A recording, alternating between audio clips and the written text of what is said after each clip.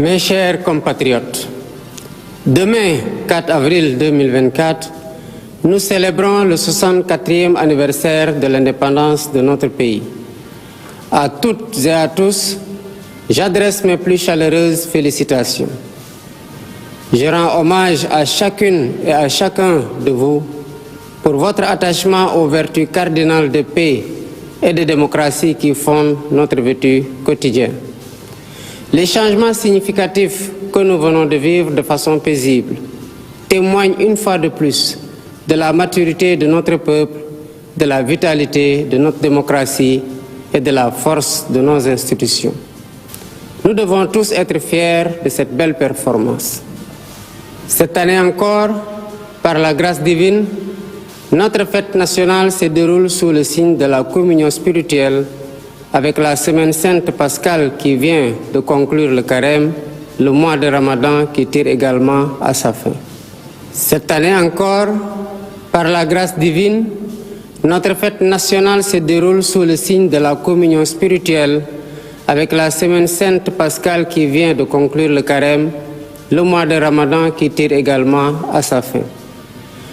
Compte tenu des circonstances, en lieu et place du défilé traditionnel, je présiderai demain, au Palais de la République, une cérémonie de levée des couleurs sobre et symbolique.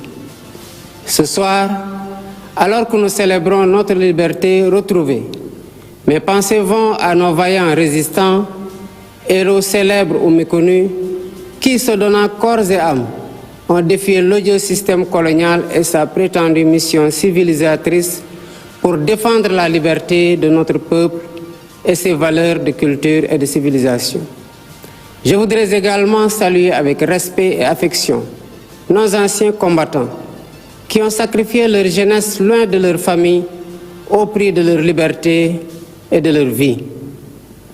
Je rends un vibrant hommage à mes prédécesseurs, les présidents Léopold Sédar Senghor, Abdou Diouf, Abdoulaye Wade et Macky Sall, qui, chacun, a apporté sa pierre à l'œuvre de construction nationale.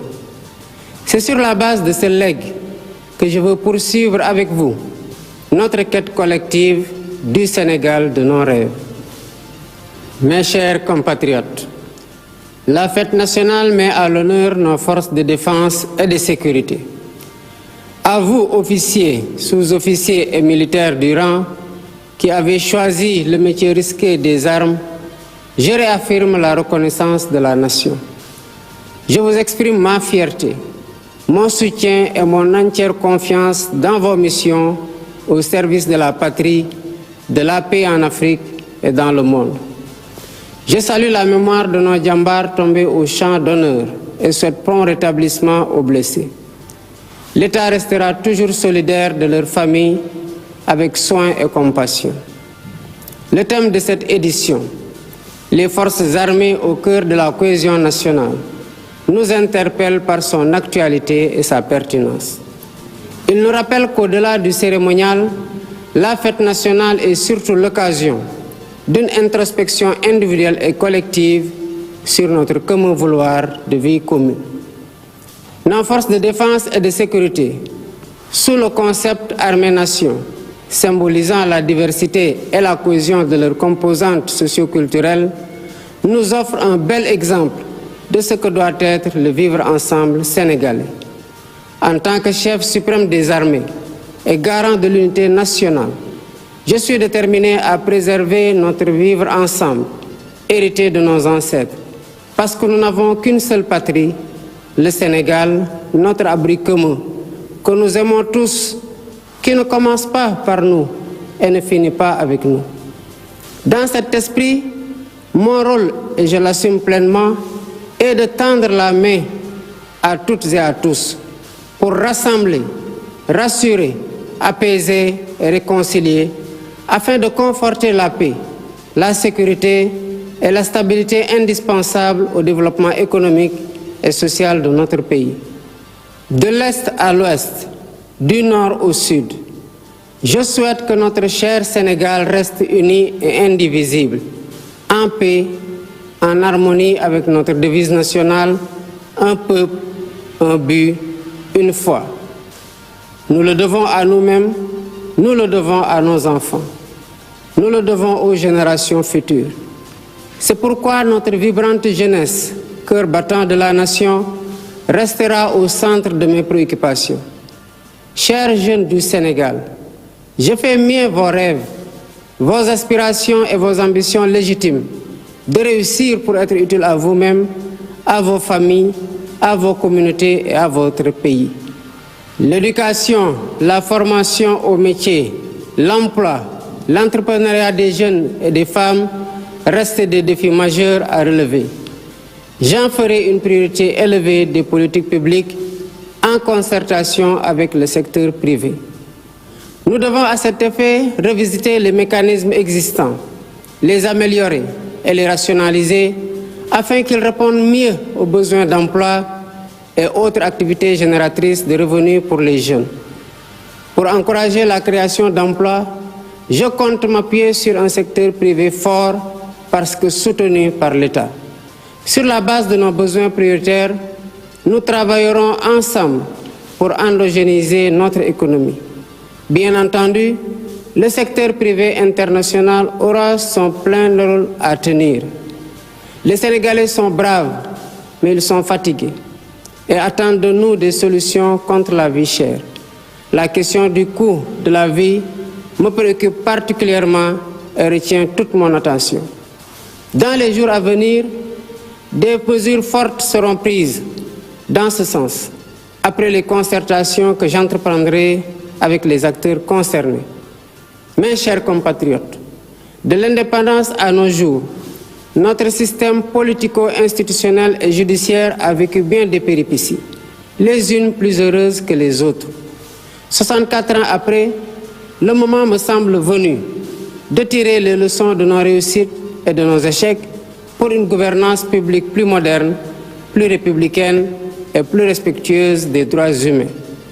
C'est pourquoi, après avoir démissionné dans mon poste de secrétaire général de PASTEF Les Patriotes, pour ainsi me mettre au-dessus de la mêlée, je convoquerai de larges concertations avec la classe politique et la société civile sur la réforme du système électoral notamment, le remplacement de la Sénat par une commission électorale nationale indépendante avec un renforcement de ses moyens de fonctionnement et de ses prérogatives, la rationalisation du nombre de partis politiques ainsi que leur financement, l'inscription sur le fichier électoral concomitamment à la délivrance de la pièce nationale d'identité.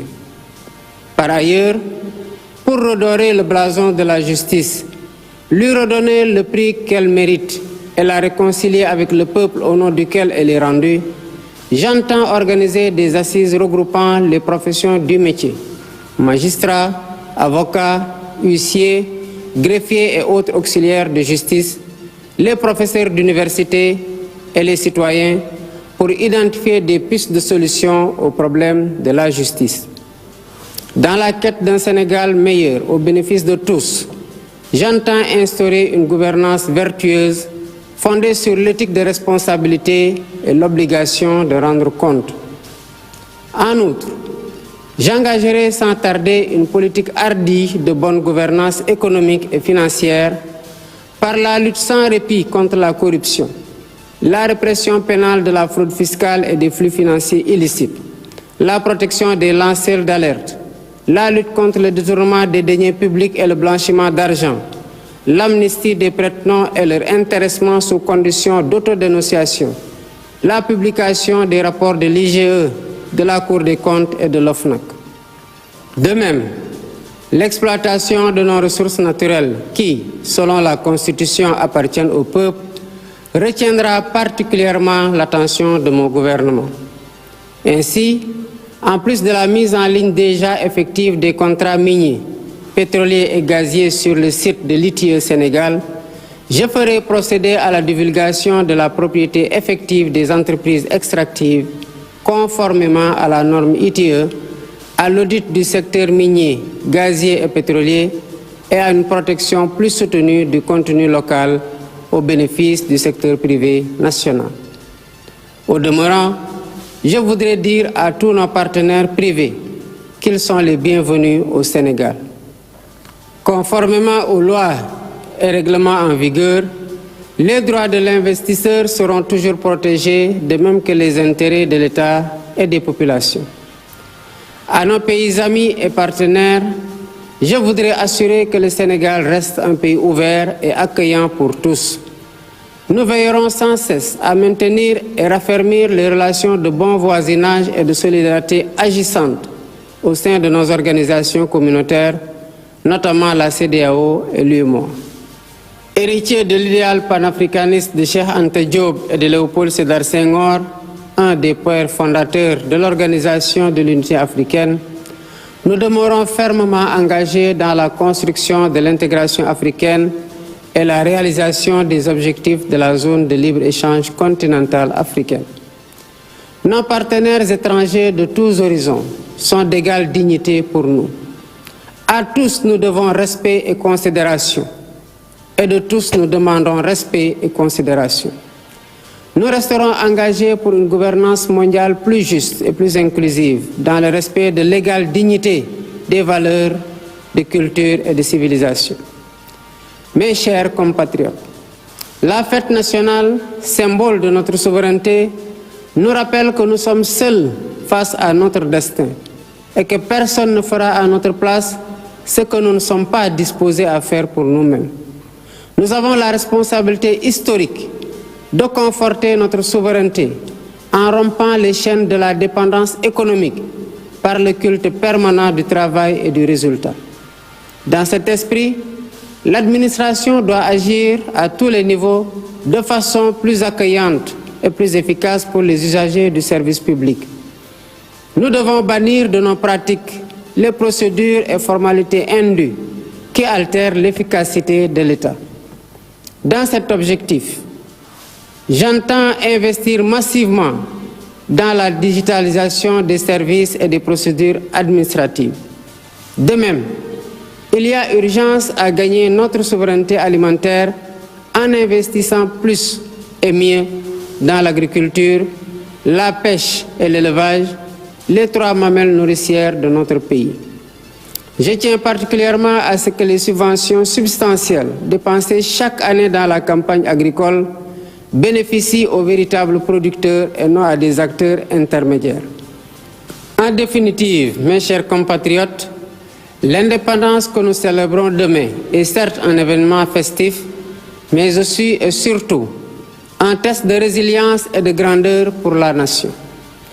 Notre mérite et notre honneur, c'est de réussir l'épreuve en affichant une confiance résolue en nous-mêmes pour vaincre nos peurs et nos doutes, surmonter les obstacles devant nous et poursuivre ensemble notre marche solidaire vers notre destin commun, main dans la main, épaule contre épaule.